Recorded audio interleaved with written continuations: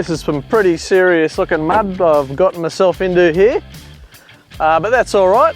That gives me the perfect opportunity to bring you the next episode of 4x4 Australia's How to Off-Road Driving Guide. We're going to winch out of this one. We could use a recovery board, but recovery boards and mud get pretty messy sometimes, and we've got the winch, so we might as well use it. It's one thing having a winch on the front of your vehicle, but you're not going to get out with a winch alone. You also need a winch recovery kit. There's plenty of them on the market. This one here, this has got everything we're going to need to winch this vehicle out of this bog. You have in here a winch extension strap.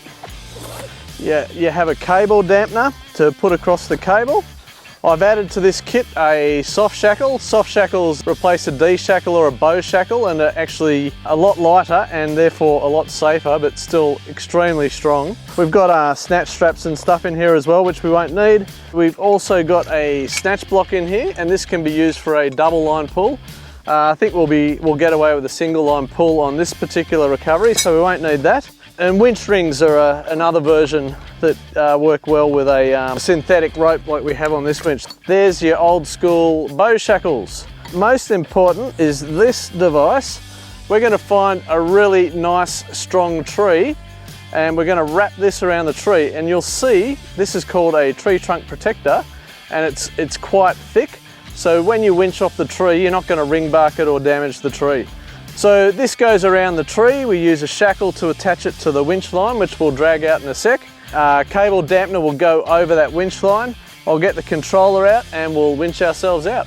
Now, as I mentioned before, we can use a snatch block and what's called a double line pull. I don't think we'll have to on this recovery, but if we did, what that does is you run the winch rope up to the tree, through the snatch block, back to the vehicle, attach it to the recovery point on the vehicle, and that halves the speed of the actual winch recovery, but by doing that it also halves the effort and therefore halves the load on the winch.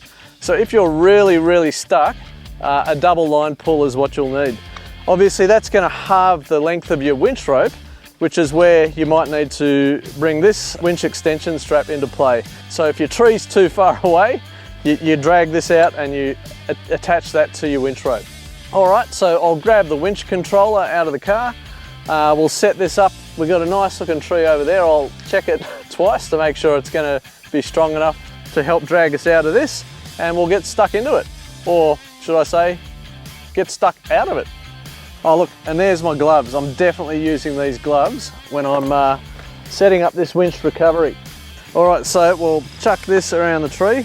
You want this down quite as low as possible in the tree, because that's where it's going to be at its strongest.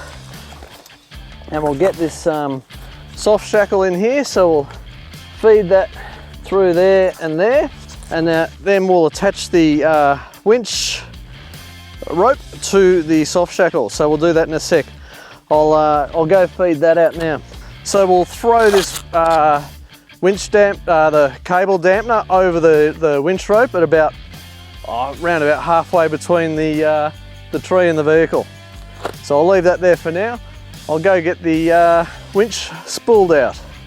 Alright, so this is the winch controller, pretty simple device. It's got an in and an out on it, and that plugs into the top of the winch just up here. We'll open this. So we'll lift that up. We've got a little gate in this ARB bull bar here, which is really good. It allows you to get in there to get to the free spool lever. So I can spin that around and eventually, there you go, that's free spooling now. So we can pull this out and take it all the way over to where we've attached the tree trunk protector. Hopefully it's long enough, I'm pretty sure it is. We're not that far away. And we'll just put that onto this soft shackle. Now there's some safety things I want to talk about here, as well as putting this winch rope dampener. We'll chuck that on. So on this particular example, there's Velcro that holds it together. It's actually weighted as well, and that takes the energy out of it if you have an equipment failure like I mentioned. And we'll make sure there's no one else around. There's no one else around, so we're going to start recovering this vehicle. Alright, another thing I'll just mention quickly, we haven't got any tension on this line yet. But as soon as you have tension on a line, no one should ever step over a tension winch line, because if you have an equipment failure, it could cause all sorts of damage. You don't want to be doing that. So we'll go back to the winch here. I'll take the glove off so I can fit my finger in. We'll re-engage that clutch. And what I'm going to do this recovery from inside the vehicle because I'm here by myself. So there's no tension on that, I'm stepping over it. So I'll take this back here. Whoops, tricky situation. And we'll feed that in here. I'll put it up on the dash. Just like when you're pumping up your tyres, your winch uses a lot of power from your battery. So you'll want to run your engine when you're winching out, but you want to do that anyway because you want to be able to drive out to assist the winch. Okay, so I'm going to start bringing the winch line in. I can see it tensioning now. So I'm in low range. I'm going to put it in first gear because we're well and truly stuck here. I'll give it a little bit of throttle just to assist. And we were well and truly stuck before, but now, as you can see, we don't want to go too fast for the winch cable here.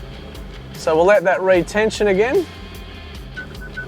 I think we're pretty much out of strife here, but I'll just go a little further.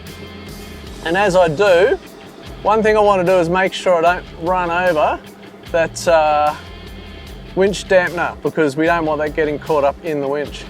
So I'll just go a little bit more. We're on solid ground here, and I'll stop the winch. I'll ease it forward and just let it slacken off, and we'll take all the equipment off. We're out of strife. One last thing, when you're winding in your winch rope at the end of the recovery, don't get your fingers anywhere near that bear lead, and you'd want to try and feed the line on quite evenly so it doesn't double up. I'm feeding the winch line across. So what you want to do is you want that winch line to go on evenly across and then way back across the other way. If you get it all bunched up, it's going to be all twisted and won't work properly the next time you want to use it. Always have some tension on there, and you should service your winch and run it often. The more often you run it, the more often it's going to work for you. So every now and then take the opportunity to put a fair bit of load on it and wind that rope on nice and evenly across the drum both ways. As you might have noticed, as we were performing the winch recovery, we had the winch going the whole time. We didn't have it going on off like that. I shouldn't have done that, because that'll burn out the solenoids. So keep it on, and your winch will last longer. And this is why you wear gloves, because if you weren't wearing gloves now, you'd have burns on your hands. All right, now we're getting to the end. I'm going to grab the winch hook. I'm grabbing it like this, and as I get closer, I'm going to make sure my fingers are nowhere near there. So I don't want to lose them today or any other day. No need to rush, in nice and slow. Okay, and then I'll push that, and we'll just give a little tension there, and that's good. Drop down that, we're ready to roll. There you have it.